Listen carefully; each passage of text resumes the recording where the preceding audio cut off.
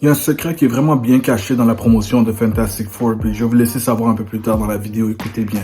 L'équipe du prochain film Fantastic Four font du viral marketing. C'est un jeu que pas assez de studios font, puis j'adore ça.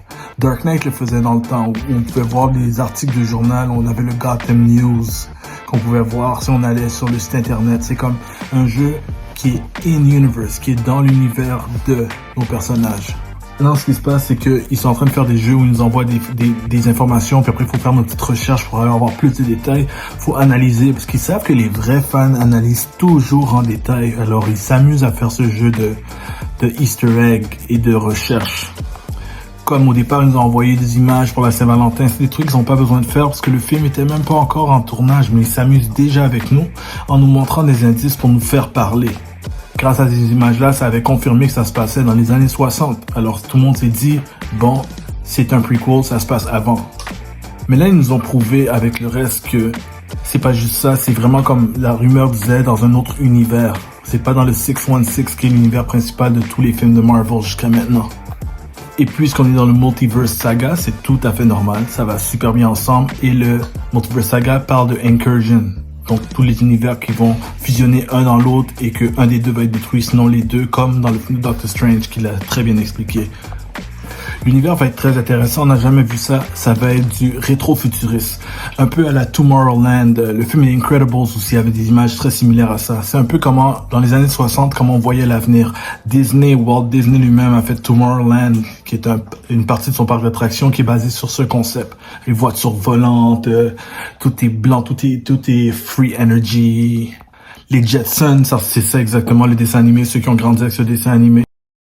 La dernière image qui est sortie, c'était pour le 4 avril, qui est le 4 du 4. Ça fait Fantastic Four, FF si vous préférez, tout ça. À l'intérieur, il y a plein d'images secrètes aussi. Premièrement, ça donne le site internet qui nous donne accès un site qui est page d'erreur 404. Et sur cette page, on voit le robot qu'on a jamais vu en film, Herbie, et le robot a un barcode dessus, un QR. Le QR nous amène à des comics qu'on peut lire, qui nous donnent sûrement des indices sur l'inspiration que le film va prendre.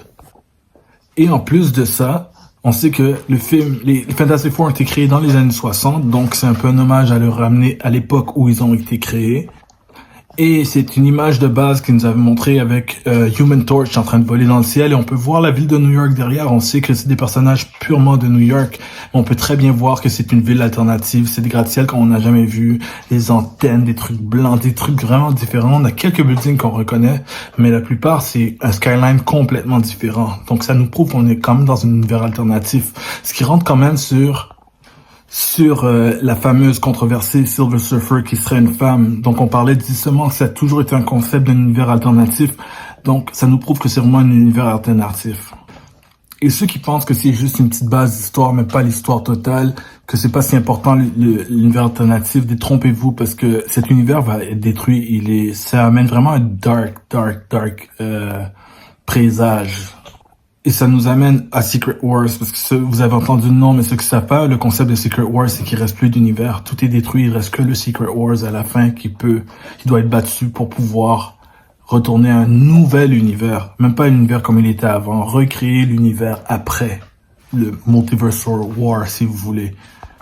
Et oui, un autre truc qui est vraiment important, c'est que dans les images des viral marketing, on voit un logo du Future Foundation. Et ça, c'est un truc encore, c'est les personnes qui ont lu les comics qui savent c'est quoi.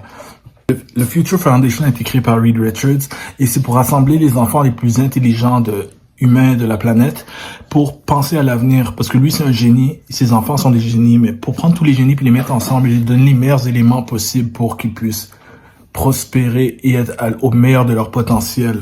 Et on voit le logo du Future Foundation qui est un élément très important de Secret Wars d'ailleurs. Donc ce fameux secret, c'est pas Doctor Doom, c'est pas Galactus, c'est pas Silver Surfer, même si tout ça sont des éléments qui sont probablement dans le film. Donc ce fameux secret que je parle, que personne n'a mis l'accent là-dessus parce qu'on parle de tous les autres éléments, les rumeurs, le buzz continu, c'est les enfants. Les enfants des Fantastic Four, les enfants de Reed Richards et Sue Storm, qui n'ont jamais été dans des films auparavant. mais qui sont la base de ce qui fait les Fantastic Four et de ce qui rend Reed Richards finalement un héros, parce que sans ses enfants, c'est quelqu'un qui bloque tellement ses émotions qu'il n'aurait pas de cœur et il n'aurait pas les moyens de rester empathique à la race humaine. Il est tellement dans les knowledge calcul que même s'il aime l'humain, il se perd, mais il reste ancré grâce à ses enfants. Et ses enfants sont extrêmement puissants, surtout son fils, Franklin, qui est assez fameux, mais faut pas sous-estimer non plus Valeria, qui est sa fille, qui était un génie d'un niveau incroyable, qui va dépasser son père en génie.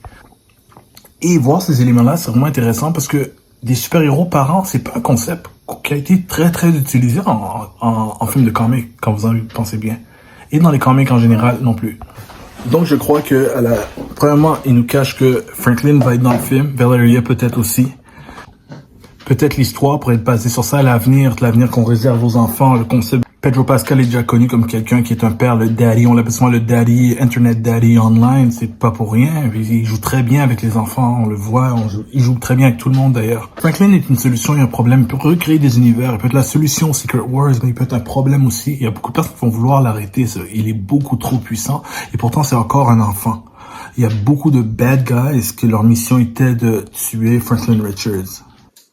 Et je vous parle même pas de la version adulte de Franklin qui, celle-là, est à un autre niveau. Mais pour être la base de comment on va rebooter le Marvel Cinematic Universe après Secret Wars, c'est une possibilité. Et côté bad guy, je vous blâme pas si vous connaissez pas d'autres personnes que Dr. Doom. C'est normal, c'est pas mal le plus fameux.